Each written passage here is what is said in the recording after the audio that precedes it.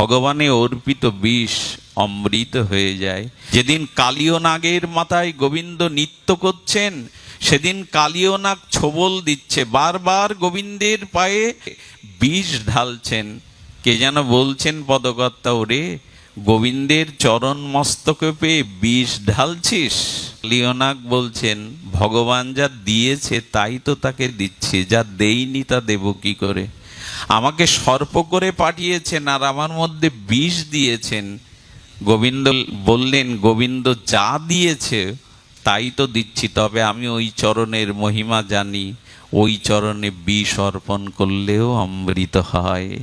আমার এটা ছাড়া তো দেওয়ার নেই। পুতনা বলছে, প্রভু আমি বুকে পাপের বিষ নিয়ে গিয়েছিলাম আর আমার স্তনে কালকুট বিষ, দুটো বিষ নিয়ে গিয়েছিলাম, কিন্তু আমার জানা ছিল না তোমাকে ভালোবেসে বিষ দিতে গেলেও তো অমৃত হয়, ধাত্রীগতি পাওয়া যায়। ভগবান তুমি এমন তত্ত্ব, তোমাকে বিষ দিতে গেলে তুমি তাকে মাতৃগতি দিয়ে দাও, ধাত্রীগতি দিয়ে দাও। ওগো দয়াল, এমন দয়ালু জগতে কে আছে? ওগো জগতের জীব, চেয়ে দেখো আমি পুতনা মানে আমি পবিত্র না, আমি বাল ও ঘাতিনী, রুধির ও সানা, আমি বাচ্চাদের হত্যা করে রক্ত পান করেছি, আমি গোবিন্দকে হত্যার জন্য কালকুট বিষ স্তনে পুরে নিয়েছি। সেই গোবিন্দ আমাকে ধাত্রীগতি দিয়ে দিল, মাতৃগতি দিয়ে এলো বৈকুণ্ঠে। এমন দয়ালুকে ভালো না বেশে পারা যায়? তাই হে জগতের জীব, ভগবানকেই অর্পণ করো। কামনা বাসনা চিত্তে যা আছে ভগবানে অর্পণ করো, তাতে অর্পিত বস্তুই অমৃত হয়ে যাবে। বিষ অমৃত হয় শুধু অর্পণ করলে। আর আমার কেন জানি মনে হয় জানেন, এই যে কালীয় নাগ, তার মাথার উপরে গোবিন্দ নৃত্য করলেন, গোবিন্দের চরণ পড়লে, একবার আমাকে বলুন তো, যুগ যুগান্তর তপস্যা করে যোগী ঋষি মণি গোবিন্দের চরণ এভাবে পায়, ও পেল কেন? কালীয় নাগ কেন গোবিন্দের চরণ মস্তকে ধারণ করলো এবং সেই চরণ চিহ্ন গোবিন্দ অঙ্কিত করে দিলেন? এর একটাই কারণ, উনি ছিলেন ভাগবতের উপাখ্যানে আছে চন্দ্রতপ রাজা। কি নাম ছিল ওনার? চন্দ্রতপ রাজা। উনি এক রাজ্যের রাজা, কিন্তু ওনার উদরের শূল বেদনা যায় না। কি বেদনা?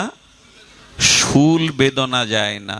তো সেই শূল বেদনায় যখন কাতরাচ্ছেন, কত কবিরাজ কত ডাক্তার দেখিয়ে যখন কোনো উপায় হলো না, তখন একজন জ্যোতিষী তাকে বললেন, অমুক সরোবরে রাজহংসী সাঁতার কাটছে, ওদের মাংস যদি ভক্ষণ করতে পারো তোমার শূলের বেদনা যাবে।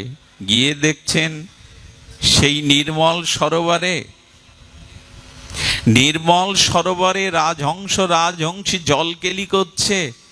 ওদেরকে যখন ধরে উনি হত্যা করার মানসে গেলেন, তখন রাজহংস কথা বলে উঠেছে, আমাদের হত্যা করে তুমি রোগ সারাতে চাও? তাতে আরো পাপ হবে, চলে যাও। ওই বৃক্ষের তলে দেখো এক সাধুর চরণ, যদি সাধুর চরণ জল পান করতে পারো অভিষেক করে, তবে তোমার চিরদিনের মতো শূল বেদনা যাবে। ভাবলেন যে প্রাণী হত্যা করে লাভ কি, যদি সাধুর চরণ ধৌত চরণামৃত পান করে ব্যথা যায়। চন্দ্রতাপ রাজা চলে গেলেন, কিন্তু গিয়ে কি দেখলেন জানেন? গিয়ে দেখলেন একটা পা বাইরে আছে, ওই বটবৃক্ষের কুঠিরের মধ্যে থেকে একটা পা বাইরে, কিন্তু সেই পা পুজ, রক্ত ফোড়া। আচ্ছা, রাজার কি রুচি হবে ওই চরণ জল করে খাওয়া? যখন ফোড়া দেখলেন, পুজ রক্ত দেখলেন, ঘৃণায় ভরে গেল। এই চরণের জল আমি পান করে খাবো? মনে হলো ব্যথা তো তীব্র, ভোগও করছি, নিরাময়ের জন্য উনি যদি আর একটা পা বাইরে দিতেন, মনে করেছেন ওই পাটা হয়তো নিরাময়, কিন্তু আর একটা পা বাইরে দিয়ে দেখলেন এর থেকে দূষিত হয়ে গেছে সেই পা, কারণ সেখানে পোকা হয়ে গেছে, পোকা খরে খরে পড়ছে।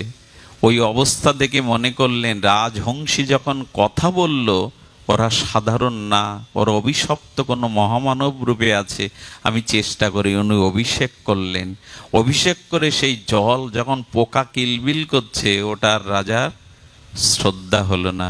কিন্তু সাধুর চরণ জল উনি ফেলেননি, কি করলেন, উনি মাথায় করে এনে ঘরের কোণে রেখে দিলেন।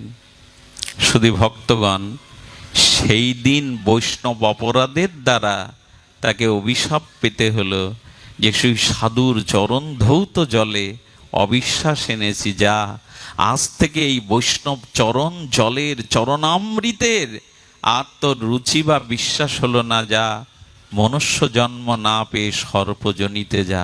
এই সেই কালীয়, এই সেই কালীয়। বললেন যদি তার মাথার উপরে গোবিন্দ চরণ কেন, বলে পান না করলে হবে কি, বিশ্বাস করে তো চরণ জলটা মাথায় ধারণ করেছিল। এই জন্য সেই বৈষ্ণবের চরণ ধৌত জলের কারণে গোবিন্দ তার মস্তকে চরণ রাখলেন। আর পুতনাকে উনি মেরেছেন, অগাসুরকে মেরেছেন, বগাসুরকে মেরেছেন, কংসকে বধ করেছেন, কেন কালীয় নাগকে বধ করেননি গোবিন্দ?